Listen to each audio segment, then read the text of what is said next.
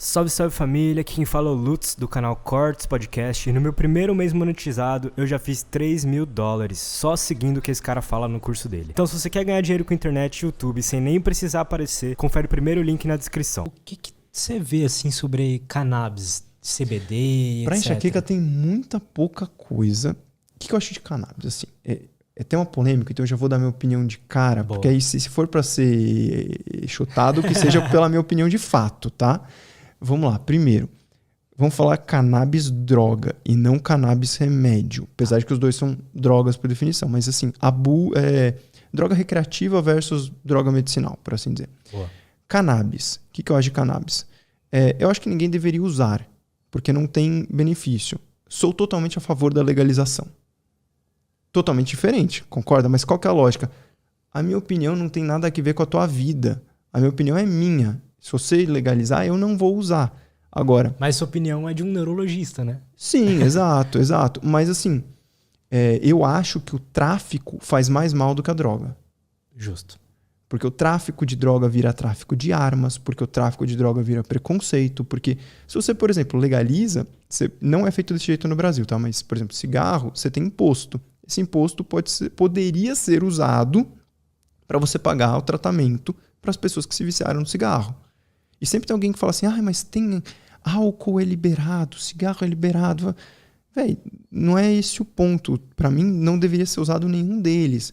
O que eu estou dizendo eu não tenho nada que ver com as suas opiniões pessoais. Eu acho que deveria ser liberado para diminuir o tráfico e para esse dinheiro ser usado no tratamento das pessoas que ficaram dependentes. Mas mais gente vai ficar dependente. Talvez sim, talvez não, eu não sei dizer. Isso é uma questão estatística. A minha percepção de alguém que trabalhou e que se formou, por exemplo, no SUS, porque a Santa Casa é o maior hospital filantrópico da América Latina, é que o combate às drogas não está dando muito certo. Tá? Mas por que você diz assim que não traz benefícios, a recreativa? A recreativa, vamos lá. E quais são os malefícios que pode trazer? Por exemplo, não vou nem falar cannabis. Se você pegar a grama do quintal da tua casa e acender e fumar, vai te fazer mal. Verdade. Porque é um produto de combustão. Então, assim, você pode ter câncer de pulmão, você vai ter piora da atividade cerebral, porque você vai estar liberando produtos reativos de oxigênio. Então, isso só, se fosse grama queimada, já faria mal, por si só. Além disso, traz prejuízos associados à memória, principalmente de curto prazo, mas parece que sim traz associados à memória de longo prazo. Pode, isso tem vários estudos que já mostraram, ser gatilho para esquizofrenia. Isso é uma coisa interessante sobre alguns transtornos mentais, que a impressão que a gente tem é o seguinte, é como se fosse, uma vez eu vi isso de um colega, ele falou assim, alguns transtornos mentais é como se fosse uma taça de cristal que rachou. Nunca mais vai colar igual. Você sempre vai ver que está rachado. Então são transtornos que você vai passar o resto da vida precisando do remédio e podendo eventualmente descompensar dele. Mas é só para quem tem fator de risco. Tá, e quais são os fatores de risco? Não sei. Então, a pessoa nem sabe se ela pode ter, né? Exato. Então, assim, não dá... a gente não conhece os fatores de risco. Eu consigo dizer que alguém pode usar cannabis recreativa com segurança? Não. Eu não consigo dizer eu consigo dizer que algumas pessoas específicas têm risco. Pessoas que têm histórico de transtorno mental na família. Beleza. Mas eu consigo dizer que os outros não têm risco? Não consigo. Não tem pesquisa sobre isso ainda. Que é um problema, por exemplo, de você proibir o treco. Porque aí... Já dificulta muito. Exato. Então aí, por isso que eu também falo, eu sou a favor da legalização. Por quê? Porque você precisa ter pesquisa.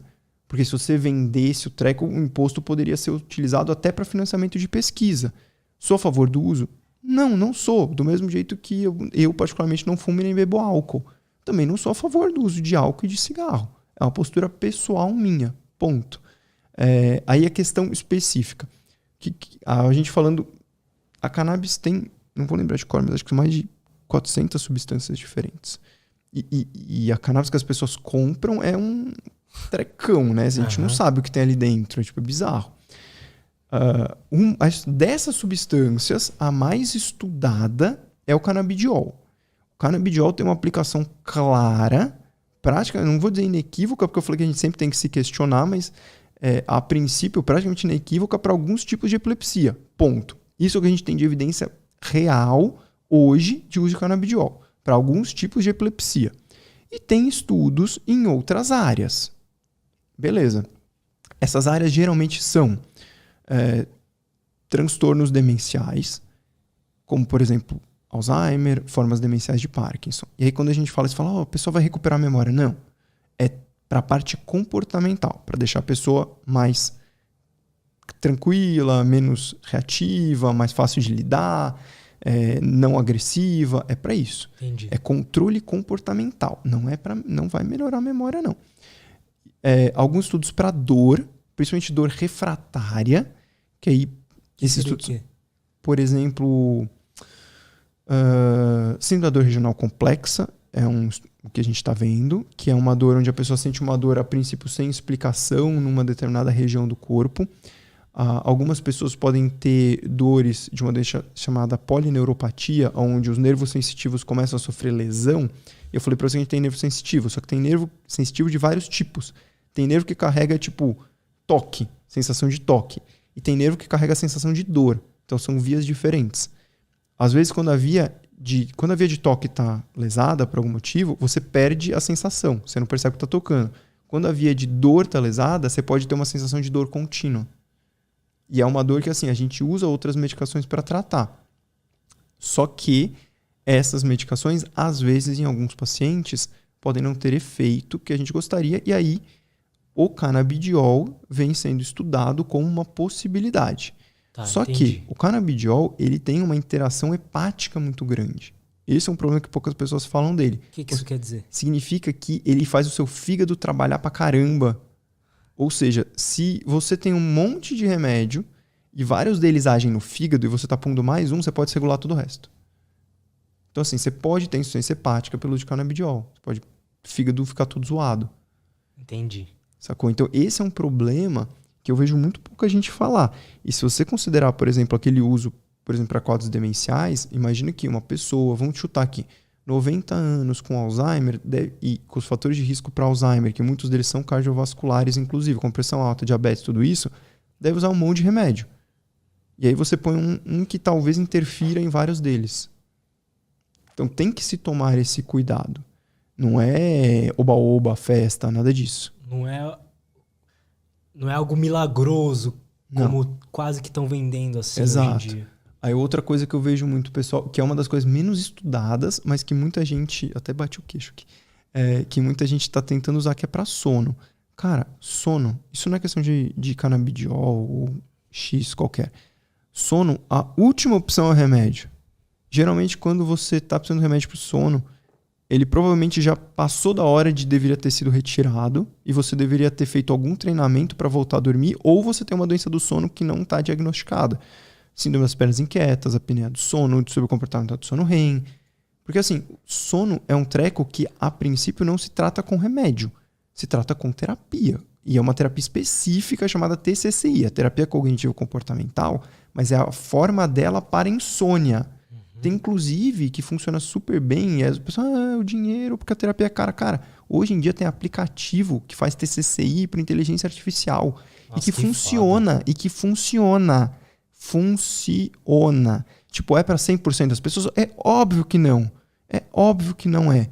Mas você tem resultados bons. Você tem equipes boas. Tem uma equipe no Brasil que está fazendo um projeto super legal. Teve uma bolsa agora. Conseguiram um financiamento de projeto de mais de 1.200.000 para poder trabalhar mais com essa parte. Porque, poxa, é um bagulho barato. É um bagulho barato. É um protocolo. Você consegue aplicar. Isso que é legal quando é baseado em ciência, que dá para fazer coisas tipo assim, aplicativos que te ajudam. Exato. Isso barateia. Né? Eu vejo muita gente que às vezes não gosta, por exemplo, que a gente fala. Eu falo muito de TCC porque é o que tem baseado em ciência. E tem gente que se sente ofendida. Né? Então, mas a psicanálise e tal. Assim, entendam que o benefício da TCC é o próprio malefício. A TCC não foi feita para o seu autoconhecimento. A TCC foi feita para reverter um problema. Ponto. É verdade. Eu estava sendo tratado com TCC. Tô ainda, né? Mas tô para receber alta, ainda bem. Só que é isso que eu percebi. Assim, a gente não fica... A gente olha, mas não fica tipo olhando o meu passado, o que causou isso. A gente arruma, como eu tô funcionando agora. Exato. E funciona muito bem. Exatamente. E nem todo mundo quer ou precisa desse período, enfim, do autoconhecimento. Isso vai de pessoa para pessoa. Vai de pessoa para pessoa. O que você, qual que é a demanda? Eu tenho uma queixa. É isso que tá me trazendo. Eu não tô vindo aqui porque eu sou seu brother. Eu tô vindo aqui porque eu tenho um problema. Me ajude a resolver o meu problema. É isso que eu quero. Eu não quero ficar aqui 10 anos para resolver o meu problema. Eu quero resolver o meu problema de forma eficaz e rápida.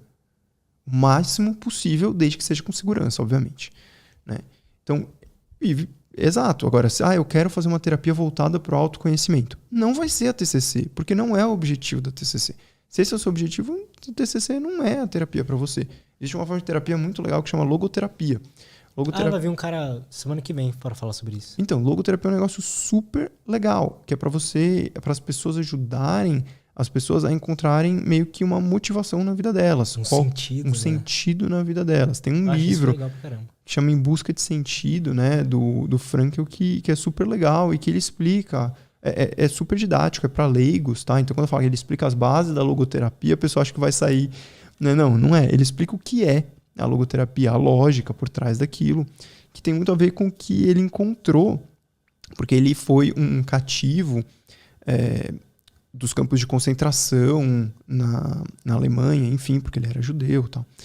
E ele diz lá no livro que muito do que ele viu das pessoas que sobreviveram ao campo de concentração era exatamente isso. As pessoas que tinham um propósito para onde voltar eram as pessoas que sobreviviam. Não eram as mais inteligentes, não eram as mais fortes, não eram as mais religiosas. Era quem tinha um propósito. Então tem uma frase do Nietzsche que é basicamente isso, né? Quem tem um fim tolera quase qualquer meio. Que é basicamente isso. E a logoterapia é muito legal para isso. O princípio dela é isso. Agora, quando a gente fala de tratamentos objetivos de doenças específicas, como, por exemplo, um transtorno de ansiedade generalizada, como um transtorno bipolar, como, sei lá, um transtorno de personalidade borderline. Então, são coisas muito específicas. O ideal é que você consiga remitir, ou seja, tornar esses sintomas, tornar eles normais de novo. Aquilo que a gente falou, todo mundo tem ansiedade. Se a gente estava morto, a gente tem que olhar para os dois lados, a gente atravessar a rua. A questão é, você está procurando o leão no jardim de casa e não na floresta. Então, vamos fazer você voltar a procurar o leão na floresta.